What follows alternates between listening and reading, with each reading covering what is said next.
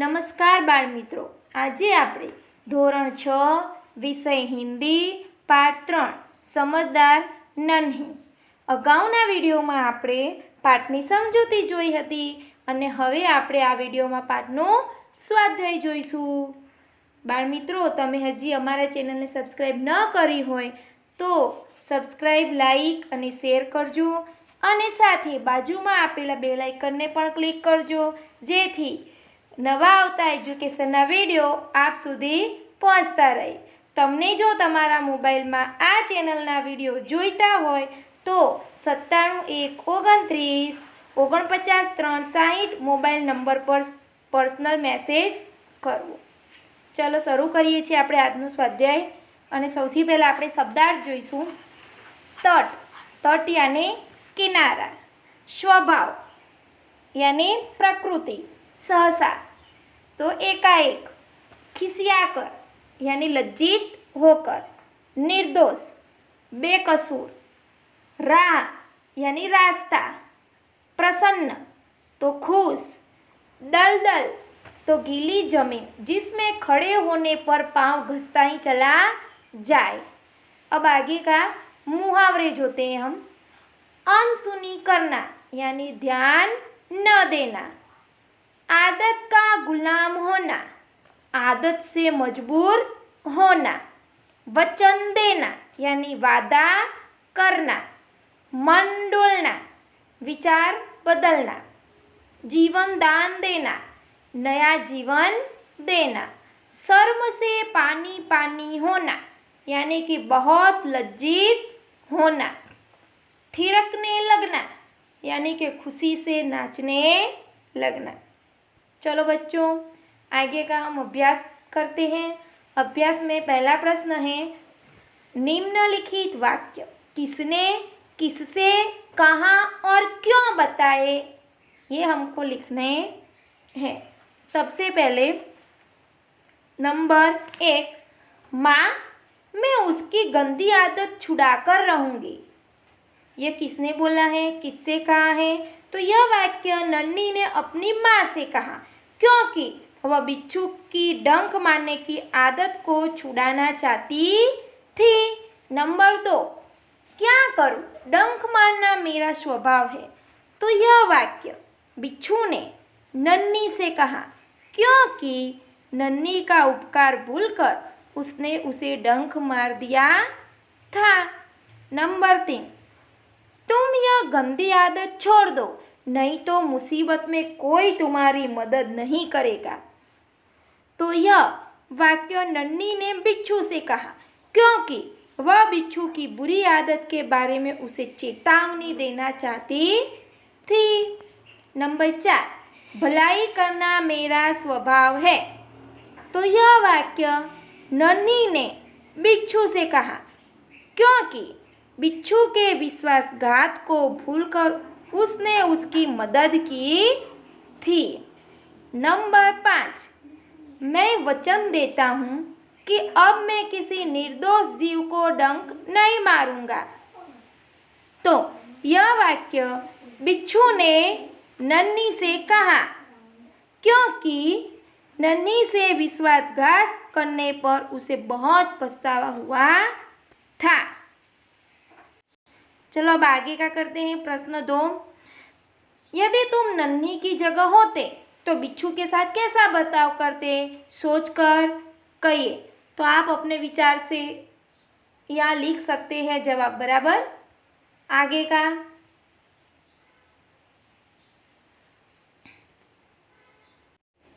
अब आगे का स्वाध्याय. स्वाध्याय में निम्नलिखित प्रश्नों के उत्तर लिखिए. नन्ही कौन थी? तो उत्तर है, नन्ही एक बतख थी. बिच्छू कहाँ फंस गया था? तो बिच्छू दलदल में फंस गया था. प्रश्न नंबर 3, बिच्छू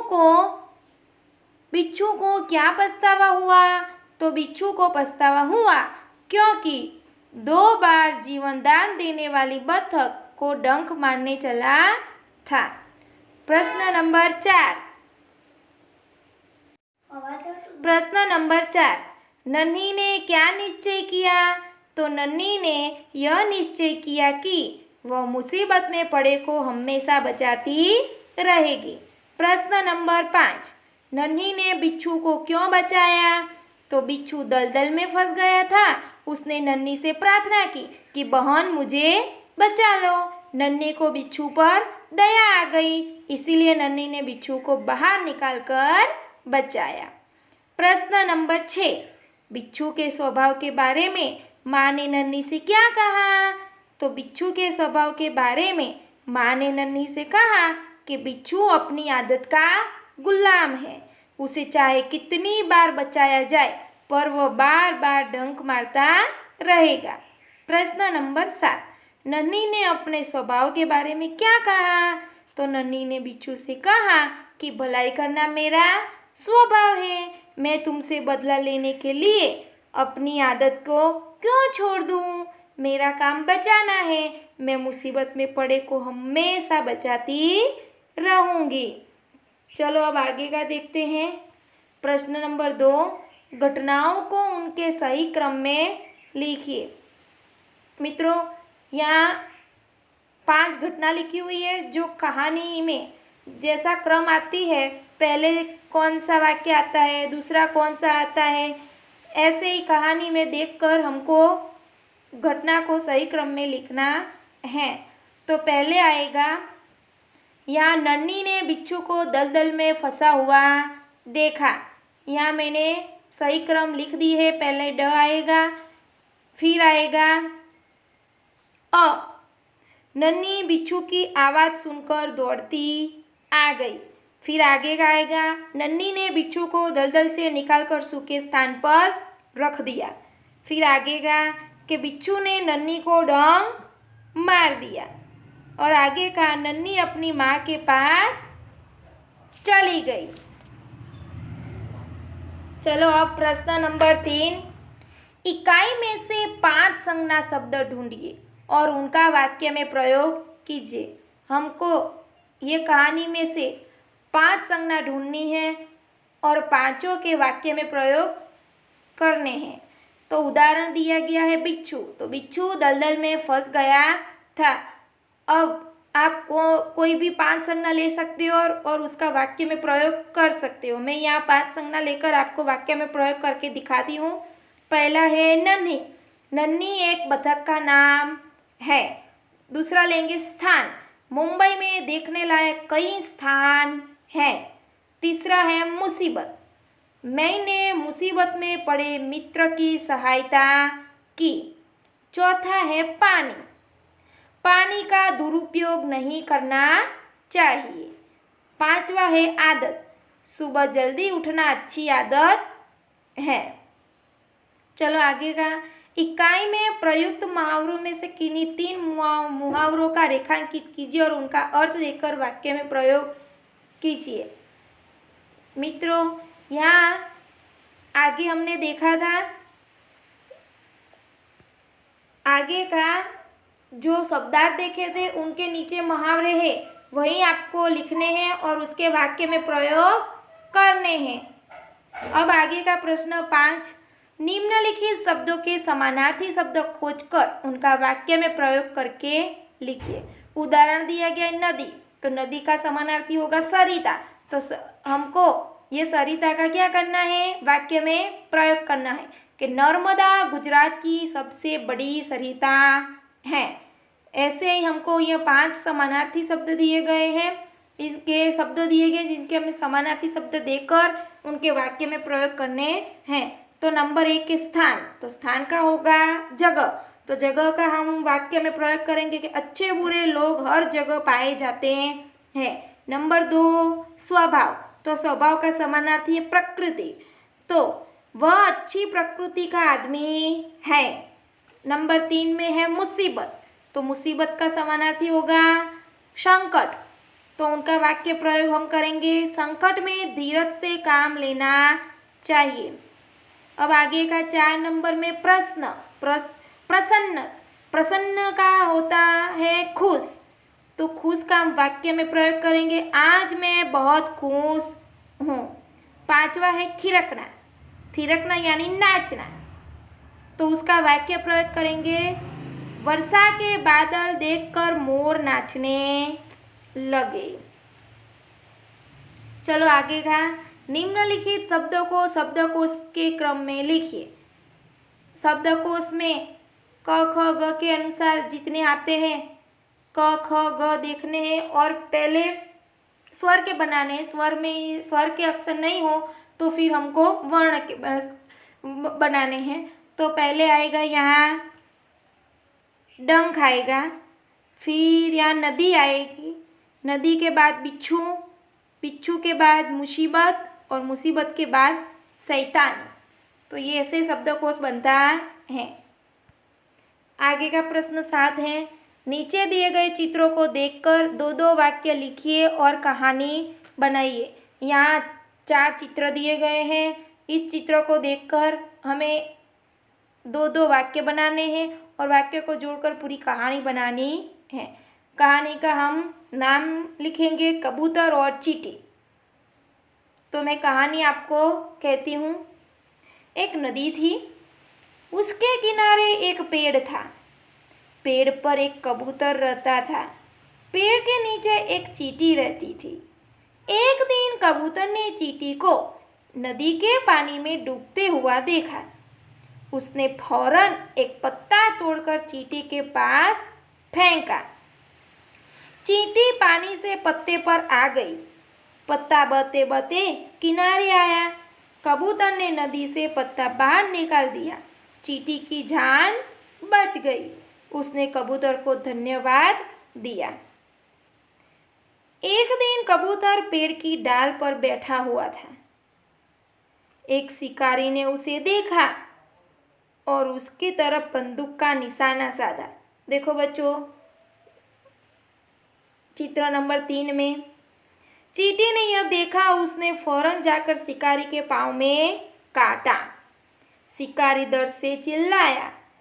उसकी आवाज़ सुनकर कबूतर उड़ गया। चींटी ने कबूतर की जान बचाई तो कबूतर ने उसका आभार माना। देखा ना बच्चों। अब हम आगे का प्रश्न 8, नीचे दिए गए चित्र को देखकर बताइए कि इसके बाद क्या क्या हुआ होगा। बच्चों ये चित्र देखना है। यह चित्र में क्या है कि इस चित्र में 2 कार और एक मोटरसाइकिल में हुई टक्कर दिखाई गई है। पास ही सड़क पर एम्बुलेंस 108 खड़ी है। तो इसके आगे क्या हुआ होगा बराबर, ये सोचकर आपको यहाँ लिखना है। अब आगे का प्रश्न 9 है, निम्नलिखित वाक्यों में उचित विराम चिन्ह का प्रयोग करके वाक्य फिर से लिखो। यह नंबर 1 लिखा है, बिच्छू बोला नन्ही बहन आज तुम जीत गई। तो पहले वाक्य में हम क्या करेंगे कि बिच्छू बोला, तो उसके बाद हम अल्प विराम करेंगे। फिर नन्ही बहन आज तुम जीत गई, इसको हम अवतरण चिन्ह में लिखेंगे। नंबर 2 में है, क्यों भाई तुमने मुझे डंक क्यों मारा।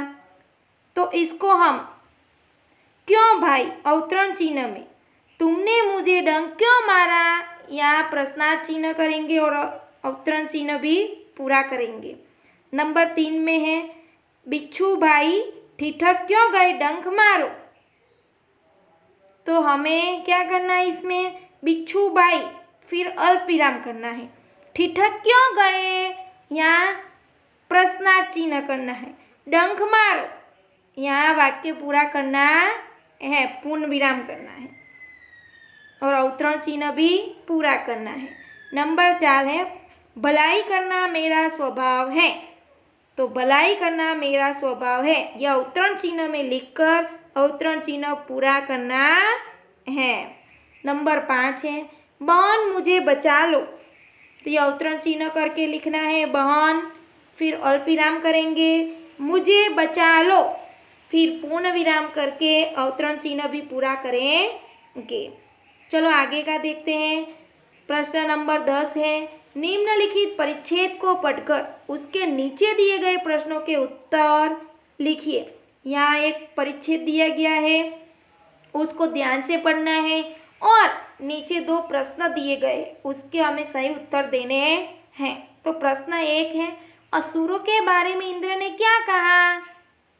तो उसका उत्तर है, असुर के बारे में इंद्र ने कहा कि हम वृत्तासुर से भयभीत हैं। असुर बलवान तो है ही, संख्या व चतुराई में भी हमसे अधिक है। उनके पास हमसे 4 गुने शस्त्र हैं। प्रश्न 2 है, देवता ब्रह्मा जी के पास क्यों गए? तो देवता वृत्तासुर के विनाश का उपाय पूछने के लिए ब्रह्मा जी के पास गए। प्रश्न 11वां है, नीचे दिए हुए वर्णों से 5-5 शब्द बनाइए। वर्ण दिए हैं जो ब, व, र, न, ग है।